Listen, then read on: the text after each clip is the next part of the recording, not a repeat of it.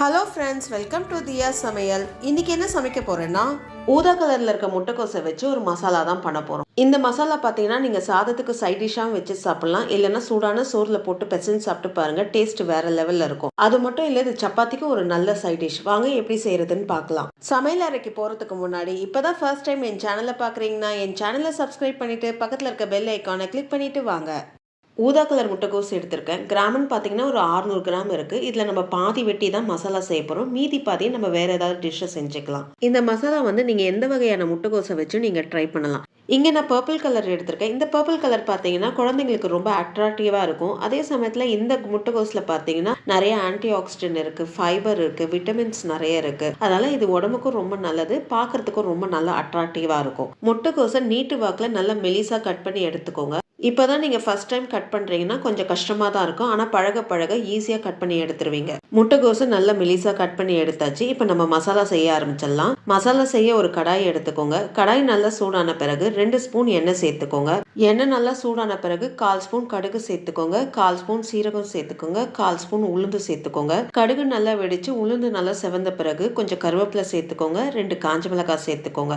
கருவேப்பிலை நல்லா பொரிஞ்சு காஞ்ச மிளகாய் நல்லா செவந்துருச்சு. இப்போ ஒரு மீடியம் சைஸ் வெங்காயத்தை பொடிசா நறுக்கி சேர்த்துக்கோங்க. வெங்காயம் சேர்த்து ஒரு 1லேருந்து 2 நிமிஷம் நல்லா வதக்கி விடுங்க. அது நல்லா சாஃப்டா வதங்கி லைட்டா அதோடைய கலர் சேஞ்ச் ஆகும், அந்த அளவுக்கு வதக்கி விட்டுக்கோங்க.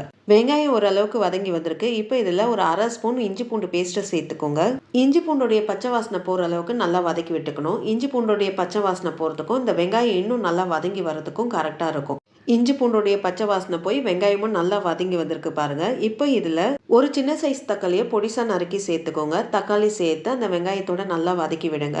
தக்காளி வந்து நல்லா சாஃப்டா வதங்கி வர அளவுக்கு வதக்கி விடணும். ஒரு 1லேருந்து 2 நிமிஷம் வதக்கி விட்டீங்கன்னா அது நல்லா சாஃப்டா வதங்கி வந்துடும். தக்காளி நல்லா மசிஞ்சு வர அளவுக்கு வதக்கி விட்டாச்சு. இப்போ ட்ரை மசாலா சேர்த்துக்கலாம். 1/4 ஸ்பூன் மஞ்சப்பொடி சேர்த்துக்கோங்க, 1/2 ஸ்பூன் குழம்பு மிளகாய் பொடி சேர்த்துக்கோங்க, தேவையான அளவு உப்பு சேர்த்துக்கோங்க, 1/4 ஸ்பூன் கரம் மசாலா தூள் சேர்த்துக்கோங்க. ட்ரை மசாலா சேர்த்து ஒரு நிமிஷம் நல்லா அந்த வெங்காயம் தக்காளியோட வதக்கி விட்டுக்கோங்க. 1 நிமிஷம் லோ ஃப்ளேமில் ஒன்று சேர நல்லா கிளறி விட்டாச்சு. இப்போ நம்ம கட் பண்ணி வச்சுருக்க கோஸை சேர்த்துக்கோங்க. கோஸை சேர்த்து அந்த மசாலாவோட ஒன்று சேர நல்லா பெரட்டி விட்டுக்கோங்க. மசாலா கோஸு ஒன்று சேர நல்லா பெரட்டி விட்டாச்சு. தண்ணி எதுவும் சேர்க்காதீங்க, ஏன்னா கோஸ்லேயே நம்மளுக்கு நல்லா தண்ணி விடும். தேவைப்பட்டால் லைட்டாக தண்ணியை தெளிச்சுக்கோங்க. இப்போ மூடி போட்டு ஒரு 5 நிமிஷம் லோ ஃப்ளேம்லையும் ஒரு 5 நிமிஷம் மீடியம் ஃப்ளேம்லையும் கோஸை நல்லா வேக விட்டுக்கோங்க. அப்பப்போ மூடியை திறந்து கிளறி விட்டுக்கோங்க. 10 நிமிஷம் மூடி போட்டு வேக விட்டாச்சு. மூடியை திறந்து பார்ப்போம். கோஸ் நல்லா வெந்து வந்திருக்கு, தண்ணியெல்லாம் நல்லா ட்ரை ஆகி வந்திருக்கு. ஒரு கலரி விட்டுக்கோங்க. எல்லாம் ஒன்று சேர நல்லா கிளறி விட்டாச்சு. இப்போ கடைசியாக கொஞ்சம் கொத்தமல்லி போட்டு ஒரு கலரி விட்டு அடுப்பு ஆஃப் பண்ணிக்கோங்க. கண்ணுக்கு நல்ல கலர்ஃபுல்லாக அதே சமயத்தில் ரொம்ப டேஸ்டான ஒரு முட்டைக்கோஸ் மசாலா ரெடி ஆயிடுச்சு. இந்த வீடியோ உங்களுக்கு பிடிச்சிருக்கும்னு நினைக்கிறேன். அப்படியே ஒரு லைக்கை தட்டுங்க. மறக்காம என் சேனலை சப்ஸ்கிரைப் பண்ணிட்டு பக்கத்தில் இருக்க பெல் ஐக்கானை கிளிக் பண்ணுங்க. வரும் நாட்கள் இனிதே அமைய நல்வாழ்த்துக்கள். நன்றி, வணக்கம்.